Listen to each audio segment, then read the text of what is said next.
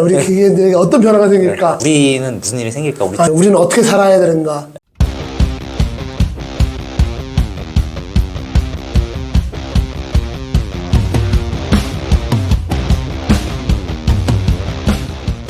아니 선생님, 야 드디어 나왔습니다. 뭐가 나와? 갑자기. 중국 전기차가 대한민국에 출시해서 나오기로 했어요. 아니 뭐 나온다는 얘기는 있었잖아 계속. 근데 또 이렇게 지금 이 영상 보면 이거 되게 좋아하는 것처럼 보일 수 있는데 그게 아니고 그냥 나왔다. 이걸 보면서 제가 든 생각이 이게 이제 전기차가 대한민국에 상륙을 하고 이게 중국 전기차? 제가 가격을 이렇게 대충 보니까 이게 그 일단 첫 번째로 출시된 게 뭐 소형 SUV인가 이게 뭐 아토3인가 이런 게 나왔는데 이게 3천만 원이 안 된대요. 여러 가지 지원을 받으면. 근데 저거 받으면? 지원까지 받으면. 그리고 2천만 원대 후반 얘기하더라고.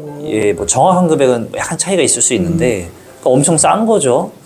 그리고 이게 또 보니까 2024년 기준으로 브랜드가 전 세계 전기차 판매량 1위래요. 맞아. 그래가지고 야 이게 들어오면서 대한민국에 많은 변화를 일으킬 것 같은데 이것로 인해 갖고 좀 기계공학 분야에 어떤 일이 생길까?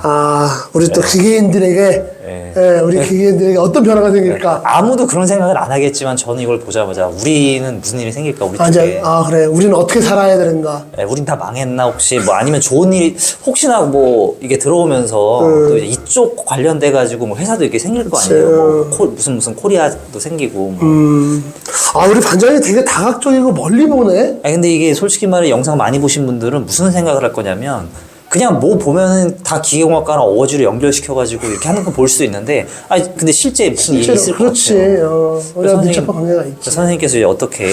일단은 좀 내용은 다들 아실 거예요. 영상 보시는 분들 중에서 뭐 지금 중국 뭐 비아디는 모르시더라도 아마도 뭐 중국 전기차가 한국에 상용을 했고 정식으로 상용을 했고 가격대가 뭐 보조금 안 받더라도 3천만 원대 후반, 보조금 받으면 3천만 원대 초반 아니면 2천만 원대 거의 후반. 가장 많이 받으면 거기까지. 뭐 그렇게 나온다 뭐 이런 얘기는 다들 들으셨을 거야. 근데 이제 야 중국차 싸게 들어왔는데 라고 하는데 일단은 지금 우리가 이제 일반적으로 좀 바라보는 시각은 크게 두 가지야. 하나는 중국차가 이렇게 싸게 들어왔는데 과연 이걸 우리 한국 사람들이 탈 것인가? 시장 점유율이 얼마 정도 될 것인가 이제 그게 포인트고, 두 번째는 그러면은 지금 우리나라의 안방을 지키고 있는 우리 현대자동차 여기에 타격이 갈 것인가 이제 이게 두 가지가 이제 포인트거든. 이거는 예상하기 나름인 거지. 보는 관점마다 다르고. 근데 나 같은 경우는 이제 기술자 출신이잖아. 기술자잖아. 그래서 기술자 입장에서 봤을 때는 일단 첫 번째 한국에서 점유율이 얼마나 될 것인가. 이건 내 생각이야. 내 예상이 틀릴 수도 있어. 그리고 어떤 때는 틀렸으면 좋겠다는 예상들도 있고. 근데 보면 항상 내가 얘기하면서 그러잖아. 내 예상이 틀렸으면 좋겠어 반장 이러는데 거의 맞아. 맞으면 안 되는 얘기. 맞으면 그렇지. 슬픈 예감은 왜 틀린 적이 없나 뭐 이렇게 가는 건데. 그렇죠.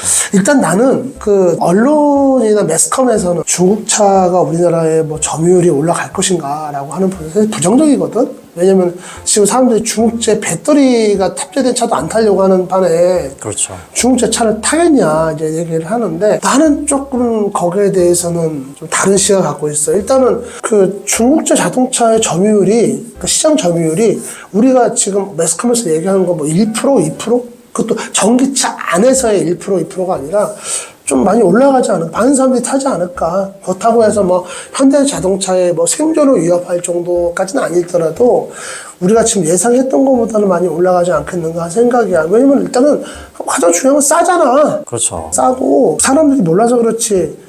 우리나라 사람들이 명절만 되면은 막 공항 통해가지고 해외여행 나가니까. 나라가 어려운 게 맞는지 잘 모르겠어요. 나도 그렇다, 솔직히. 나도 잘 모르겠는데, 또 가성비 따지시는 분들 많아. 근데 가성비만 따졌을 때는 공통적으로 나오는 가성비는 있다. 지금 거기를 다 의견이 귀결되고 있고. 나도 지금 그 비아를 타보거나, 옆에 가서 뭐 이렇게 문짝을 열어보고 저도 이러지는 못해봤어, 나도. 나도 뭐 유튜브에서나 보고, 그 다음에 이제 나온 의견서들, 이렇게 온라인에 있는 의견서만 봤는데, 일단 다들 의견이 공통적인 가성비는 있다야.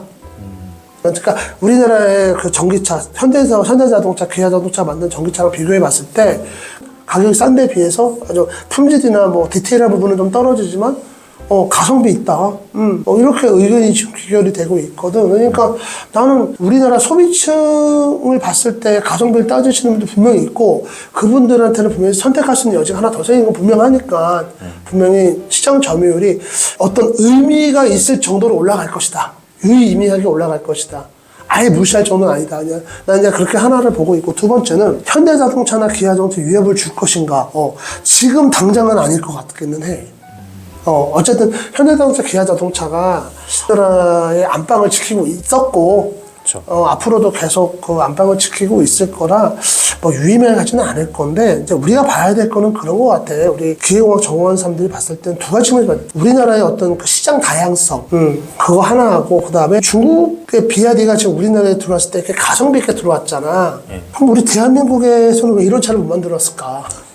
그런 생각이 들죠. 그 두 가지 관점에서 봐야 될 것 같아요. 일단은 우리나라에 그 중국 자동차가 들어왔을 때, 우리 그 언론에서 얘기하는 거는 그거잖아. 굉장히 좀 빚지고 판다는 식으로 공격적으로 들어왔다 얘기를 하고 있잖아. 근데 또 중국 비아디 입장에서는 그 정도까지는 아니야.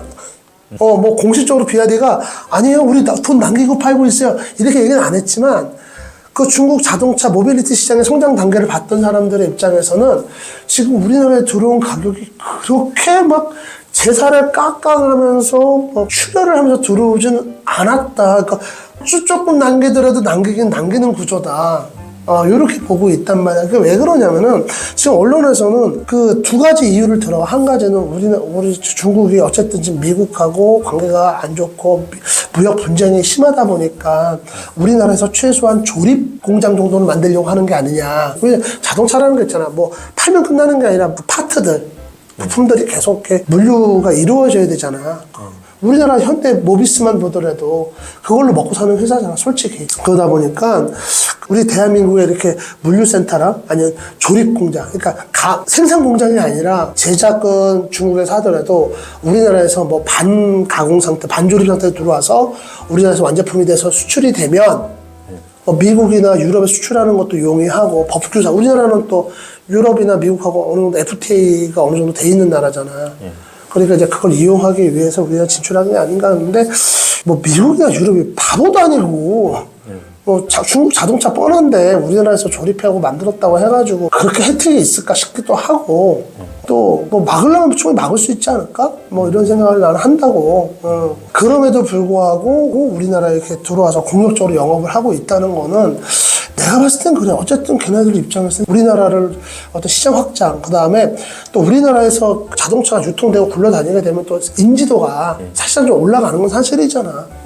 그러니까 그런 걸 보고 이렇게 오는 건데, 그걸 위해서 그렇게 막 저가로 막 제작가께 경쟁을 해서 들어왔다? 나는 솔직히 좀 동의하기가 힘들고, 이런 게 있어. 내가 왜 우리나라에서 왜 이런 자동차를 아직 못 만들었을까라고 생각을 한번 해보는 거지, 우리도. 예전에, IMF 이전에, 우리 반장은 기억할 수 있을 거야. 우리나라에도 자동차 회사들이 여러 군데가 있었어. 이거 알고 있습니다. 지금 우리 젊은 세대들은 20대 되는 친구들은 현대 기아밖에 거의 모를 거야. 그거밖에 없어. 근데 쌍용 뭐 이 정도. 그렇지. 근데 이제 IMF 이전에 어떤 상황이냐면 대우라고 하는 그룹이 있었고, 대우 자동차가 있었어. 그렇죠. 그리고 기아도 지금 현대자동차에 어떻게 보면 흡수돼서 현대자동차 이름만 기아로 가르고 있지만 기아 자동차가 진짜 따로 있었어. 그렇죠. 기아 자동차 있었고, 그 다음에 쌍용 자동차 있었고, 그 다음에 현대가 있었고, 그 다음에 막판에 누가 껴들었니? 삼성 자동차. 그렇죠. 삼성 자동차가 들어왔고 이제 이렇게 됐는데, IMF 지나면서 다 없어졌지. 이제 이때 있는 친구들은 그냥 자동차 회사 하면 현대차 뭐 이거밖에 모를 거야, 아마. 그리고 아마 기아 자동차하고 현대 자동차하고 같은 회사라는 것도 모르는 친구들도 있더라고, 보니까. 뭐 이제 뭐 관심 없으면 전혀 뭐. 그냥 기아라는 회사, 현대라는 회사가 있나 보다. 근데 기아, 현대가 같은 회사야. 그러니까 어떻게 보면 독점인 거지. 독점인 거야, 이게. 그러다 보니까 자동차 가격도 정한 거고, 그냥 외국 차보다 비싸다는 얘기는 수입차보다 조금 좀 싸게 하는가, 아니면 거의 동급으로 맞춰가지고 뭐 이렇게 가는 이제 이런 전략을 취했는데, 좀 아쉬운 거는 어쨌든 우리 소비자들 입장, 우리가 그냥 그동안 우리 대한민국에서는 이렇게 그냥 지냈으니까 몰라서 그렇지, 사실 소비자의 선택권이라고 하는 건 굉장히 제한이 됐던 거지. 그러니까 거기를 한번 이렇게 뚫고 들어가는 독점 구조가, 시장 구조를 갖다가 뚫고 들어가는 거에 대해서 나는 거기에 오히려 의미를 두고, 그리고 이 비아디라는 회사가 나온 아까 그 금액을 가지고 뭐 지금 언론에서는 굉장히 믿으면서 파는 것처럼 얘기를 하지만 거기에 대해서 나는 의문을 갖는다고 했잖아. 그러면은 다른 말로 하면은 우리나라 회사가 그 가격에 자동차를 만들었을 때 과연 미쳤을까 하는 생각을 한번 해보는 거지. 그리고 중국이 그렇게 막 우리나라를 갖다 물류기지, 물류전초기지, 뭐 조립공장 뭐 이런 걸 생각한다 그러면은 우리도 그렇게 할 수 있었던 거 아니야. 그러니까 나는 아쉬운 게 어차피 전기차가 이렇게 들어왔을 때 전기차를 꼭 기존의 자동차 회사만 만들려는 법은 없었잖아. 그렇죠. 그리고 뭐 여러 가지 측면에서 봤을 때 뭐 이런 얘기도 나오잖아. 전기차는 과연 자동차인가 전자제품인가 했을 때 처음에는 전기차 처음에 나왔을 때는 자동차라는 인식이 강했어. 예. 근데 지금은 어느 정도 그게 희석이 되면서 전자제품 쪽으로 봐야 되는 거 아니야. 그래서 이제 전기차란 말보다는 모빌리티 디바이스를 보잖아. 예. 핸드폰에 바퀴만 달면 되는 거 아니야? 왜 이런 식으로 가고 있잖아. 그러면은 LG전자, 그 다음에 네이버, 뭐 카카오 이런 회사들이 좀 공격적으로 좀 진출했다 그러면 지금의 비아디는 사실은 LG전자, 카카오나 이런 회사들이 더 유력하지 않았을까. 그렇게 볼 수 있지만 아마 별 관심을 안 두고 있지 않았었을까. 이게 내가 봤을 때는 약간 좀 우리가 그러니까 언론에서도 얘기를 안 하고 우리도 느끼지 못하는 사이에 굉장히 우리나라 자동차 시장이 고착화된 거지. 고형화가 된 거지. 예. 그거를 약간 조금 깰 수 있는 그걸 좀 유연하게 어떤 그 고착된 시장 그리고 굉장히 단단한 시장을 유연하게 만들 수 있는 역할을 갖다 이번에 비아디가 하는 것 같아. 그래서 나는 그래 우리 엔지니어들 같은 경우도 그렇고 이 대기업에 계시는 분들도 그렇고 물론 이제 우리가 알지 못한 뒷면에 이면에는 분명히 어떤 스토리가 있을 거야. 예, 그쵸. LG가 뭐 진출하려고 했는데 뭐 뒤에서 이렇게 못하게 했다든가 뭐 현대하고 협상을 했다든가 뭐 이런 게 있을 수도 있지. 이건 음모론이 아니라 그럴 수도 있겠지. 야, 그렇죠. 우리 좁은 이 내수 시장이고 얼마 되지도 않는 거 우리끼리 싸우면 뭐 하냐. 그냥 이렇게 나눠 먹자. 그러지 말고 니네 거 하고 우리 그렇죠. 우리 니네 거 니네가 하고 우리는 우리 거 하고 야 니네 시스템 우리가 갖다 쓰면 될 거 아니야. 이런 식으로 갔을 수도 있지만 그렇게 가는 사이에 외국에서 이렇게 들어오잖아. 어찌 보면 이게 정신이 확 들게 하는 뭐 그렇지. 그런 측면을 봐야 되는 거야. 뭐 그렇게 보면 좋은 걸 수도 있죠 또. 나는 좀 그런 측면에서 보는 거고, 이제는 뭐, 우리가 이제 넓게 보면은, 현대 그러면 자동차, 제철, 이렇게 돼 있고, 삼성은 반도체, 핸드폰, LG는 가전. 어떻게 보면은 이제 다 분할을 해버렸어. 어찌 보면 다 독점이네요. 그렇게 따지면. 그렇지. 신생 기업은 뭐 당연히 없고 그냥 뭐 그렇지. 그대로 그냥 가는. 그러다 보니까 우리 반장이 말했던 대로 지금 신생 기업은 안 올라오고. 우리 이제 머릿속에 그냥 그게 있죠. 그게 당연하게 돼 있지만, 그게 당연한 거냐는 거 한번 우리가 생각을 해봐야 되는 그런 거지. 생각은 안 해보죠 일반적으로. 그렇지. 그래서 나는 이 중국제 전기차가 들어와가지고 뭐 가성비가 어떻고 뭐 앞으로 우리나라에서 인기가 뭐 시장 점유율 막 이런데 나는 시장 점유율은 그닥 크게 안 보는 게 일단 지금 현재 우리나라 전기차 자체가 시장 점유율이 전체 자동차 시장에서 한 12%밖에 안 돼. 그것도 지금 비아디 같은 경우 일단 렌트카부터 시작했는데 굉장히 좋은 전략이야. 렌트카 같은 경우는. 왜 그러냐면 일단 렌트카가 시장에 한번 깔려서 돌아다니다 보면은 시장에서 신뢰도가 어떻게 되는지 그게 나오거든. 뭐 이렇게 올라간다 내려간다가 아니라 어떻게 시장에서 얘가 어떻게 인정받을 수 있을 정도가 나올 거고 그 다음에 렌트카가 깔리다 보면은 그 다음에 깔리는 게 택시야. 택시는 민감하잖아. 그런 거에 가격에 민감하고 감가상각에 민감하다 보니까 그 다음에 택시가 깔리는 거고 그렇게 이제 사람들이 택시를 타다 보면 뭐 탈만하네 뭐 이렇게 느끼는 거 기사님들한테 물어볼 거 아니야. 아 이거 어때요? 이거 중국차 차 이거 타보시기가 좀 어때요? 그러면은 이제 우리 기사님들이 막 또 뭐 좋게 얘기하시는 분들도 있을 거고 나쁘게 얘기하는 분들도 있을 거고 이제 그 가운데서 어떻게 보면 여론이라는 게 형성될 거고 이제 그렇게 되다 보면은 뭐 선택하는 사람들이 이거 탈만하다는데 3년까지 괜찮대. 야, 가격도 얼마인데 3년 따다 바꾸면 되지. 그럴 수 있죠.